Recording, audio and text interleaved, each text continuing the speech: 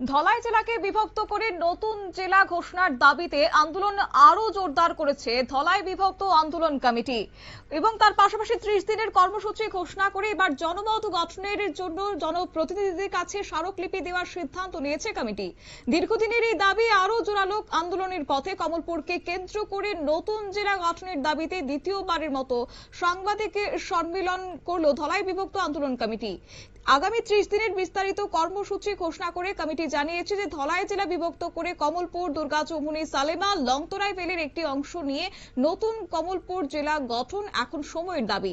এই দাবিকে সামনে রেখে ধলাই জেলার দুই বিধায়ক মনোজ কান্তি দেব এবং স্বপ্না দাস পালের কাছে তথ্য পরিসংখ্যান সমৃদ্ধ স্মারকলিপি প্রদান করা হবে। স্মারকলিপিতে নতুন জেলা গঠনের প্রয়োজনীয়তা এবং এর ফলে প্রশাসনিক পরিষেবা, শিক্ষা থেকে শুরু করে স্বাস্থ্য, কৃষি, যোগাযোগ ব্যবস্থা, তাছাড়া সামগ্রিক উন্নয়ন সাধারণ মানুষের কাছে কিভাবে উপকৃত হবেন তা সমস্ত বিস্তারিত তথ্য তুলে ধরা হবে। এই প্রসঙ্গে ধলাই বিভক্ত আন্দোলন কমিটির অন্যতম সদস্য তপন যাদব কি জানিয়েছেন শুনুন। প্রথমত আগামী 30 দিনের মধ্যে ধলাই জেলার দুইজন জনপ্রিয় বিধায়ক মাননীয় মনোজ কান্তি দেব এবং মাননীয় স্বপ্না দাস পাল মহাশয়ের নিকট একটি বিস্তারিত ও তথ্য সমৃদ্ধ স্মারকলিপি প্রদান করা হবে। দ্বিতীয়ত, স্মারকলিপিতে ধলাই জেলা বিভক্ত করে কমলপুর, দুর্গাচৌমুহনী, সালেমা ও লংথরাই ভ্যালির একটি অংশ নিয়ে নতুন জেলা তৈরির প্রয়োজনীয়তা, প্রশাসনিক সুবিধা, স্বাস্থ্য, শিক্ষা, কৃষি, যোগাযোগ, আইন শৃঙ্খলা, সরকারি পরিষেবার বিকেন্দ্রীকরণ, কর্মসংস্থান এবং দীর্ঘমেয়াদী আঞ্চলিক উন্নয়নের বিভিন্ন দিক পরিসংখ্যান ও তথ্য সহ উপস্থাপন করা হবে। তৃতীয়ত, আমরা মাননীয় বিধায়কদের কাছে বিনীতভাবে অনুরোধ জানাবো যে ওনারা বিষয়টি ত্রিপুরা সরকারের নিকট যথাযথভাবে উপস্থাপন করে কমলপুর মহকুমা সহ অত্র এলাকার জনগণের দাবিকে সরকারের দৃষ্টি আকর্ষণ করাতে সহযোগী ভূমিকা গ্রহণ করবেন।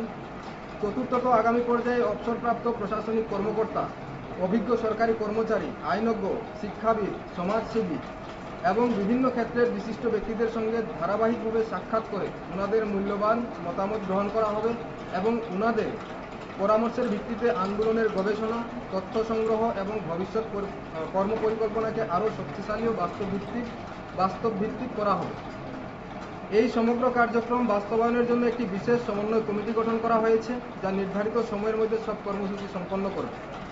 ধলাই বিভক্তি আন্দোলন দৃঢ়ভাবে বিশ্বাস করে আন্দোলন কমিটির দাবি, জেলা সদর থেকে দীর্ঘ দূরত্বের কারণে প্রতিদিন প্রশাসনিক নানান কাজ সাধারণ মানুষকে ভোগান্তির শিকার হতে হচ্ছে। নতুন জেলা গঠিত হলে সরকারি পরিষেবা মানুষের কাছে আরো সহজভাবে পৌঁছবে এবং উন্নয়নের গতি ত্বরান্বিত হবে। কমিটির পক্ষ থেকে জানানো হয় যে এটি কোনো ব্যক্তিগত বা গোষ্ঠীর স্বার্থের আন্দোলন নয়, বরং কমলপুর, দুর্গাচৌমুহনী, সালেমা, লংতরাই ভ্যালির মানুষের উন্নয়ন, অধিকার এবং ভবিষ্যতের দাবিকে সামনে রেখে এই আন্দোলন পরিচালিত হচ্ছে।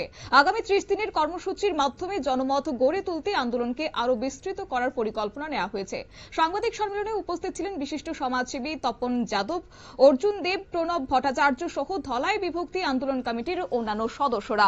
আন্দোলন কমিটির স্পষ্ট বার্তা হচ্ছে, এখন শুধুমাত্র প্রতিশ্রুতি নয়, বরং বাস্তবে পদক্ষেপ গ্রহণ করতে হবে, কারণ এই দাবিকে আর তারা কোনোভাবেই উপেক্ষা করতে চাইছেন না। নিয়ে নিচ্ছে ছোট্ট একটি বিজ্ঞাপন বিরতির সঙ্গে থাকুন।